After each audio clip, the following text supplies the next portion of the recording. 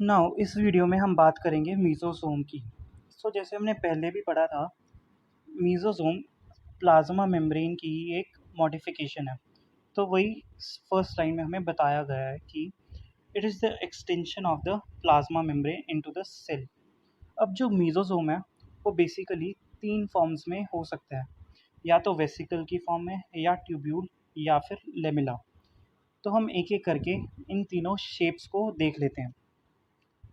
जैसे कि first shape में हमें लेमिला दिख रहा है कि लेमिला कैसी शेप होती है। सेकंड में हमें वेसिकल्स के बारे में बताया गया है, और थर्ड में हमें ट्यूब्यूल्स के बारे में बताया गया है। अब अगली लाइन में हमें उनकी प्रॉपर्टीज़ या उनके फंक्शंस के बारे में बताया गया है कि मीज़ोज़ोम का फंक्शन क्या है। सो पहला फंक्शन हमें दिया हुआ है, they help in cell wall formation. Mesosome cell wall की फॉर्मेशन में अपना मदद करते हैं। सेकंड फंक्शन हमें दिया हुआ है, they help in DNA replication and distribution. मतलब कि डीएनए को डिवाइड करने में और डॉटर सेल्स को डिस्ट्रीब्यूट करने में भी ये काम आते हैं। उसके बाद थर्ड फंक्शन में हमें दिया हुआ है, they also help in respiration and secretion processes. अब जैसा हमने पढ़ा है कि मीसोसोम एक एक्सटेंशन है प्लाज्मा मेम्ब्रेन की।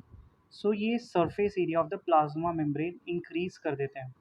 वही हमें बताया गया कि they increase the surface area of the plasma membrane and the enzymatic content। अब कुछ प्रोकैरियोट्स जैसे कि साइनोबैक्टीरिया हो गया, उनमें हमें कुछ और मेम्ब्रेनस एक्सटेंशंस भी मिल जाते हैं, जिनको हम क्रोमेटोफोर्स कहते हैं। अब जो ये क्रोमेटोफोर है, ये एक ऐसा स्ट्रक्चर है जो जिसमें हमें पिगमेंट्स मिलती हैं। अब इन क्रोमेटोफोर्स का फंक्शन क्या है? क्रोमेटोफोर्स में पिगमेंट्स हैं, तो हम इससे रिलेट कर सकते हैं कि वो फोटोसिंथेसिस में काम आते होंगे, क्योंकि साइनोबैक्टीरिया फोटोसिंथेटिक ऑर्गेनिज्म है। अब हम बैक्टीरिया को एक और करैक्टर पे भी मतलब डिस्ट्रीब्यूट कर सकते हैं, या तो वो मोटाइल हो सकते हैं या फिर नॉन मोटाइल हो सकते हैं। अब जो मोटाइल होते हैं बैक्टीरिया, उनके पास एक थिन फिलामेंटस एक्सटेंशन होती है from there cell wall. Cell wall की एक्सटेंशन है, जिसको हम फ्लैजेला कहते हैं। अब जो फ्लैजेला है, वो डिफरेंट बैक्टीरियाज में नंबर में भी वेरी कर सकता है और अरेंजमेंट में भी वेरी कर सकता है।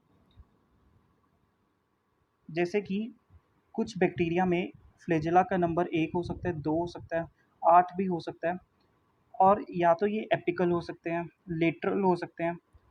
ऐसे ही ट्रांसवर्स लॉन्गिट्यूडनल ये वेरी करते हैं अपनी अरेंजमेंट में।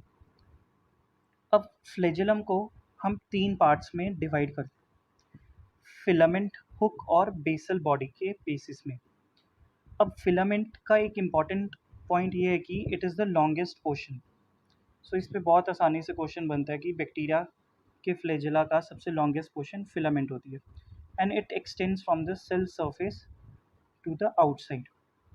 अब फ्लैजेला के अलावा भी हमारे पास 2 ऐसे मेम्ब्रेनस एक्सटेंशंस होती हैं, जो कि पिल्लाई और फिम्ब्रे हैं। ये है तो सरफेस के स्ट्रक्चर्स, बट इनका मोटिलिटी में कोई भी रोल नहीं है। तो ये एक इम्पॉर्टेंट पॉइंट है कि pili and fimbriae have no role in there motility of the cell. अब पिल्लाई का स्ट्रक्चर कैसा है, ये इम्पॉर्टेंट है।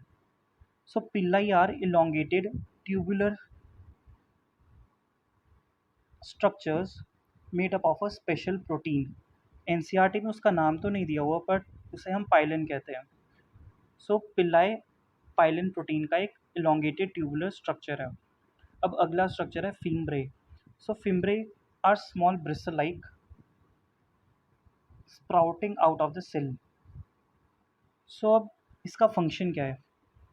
फिम्ब्रे का फंक्शन है कि ये बैक्टीरिया को हेल्प करते हैं attachment in streams and also to the host cell.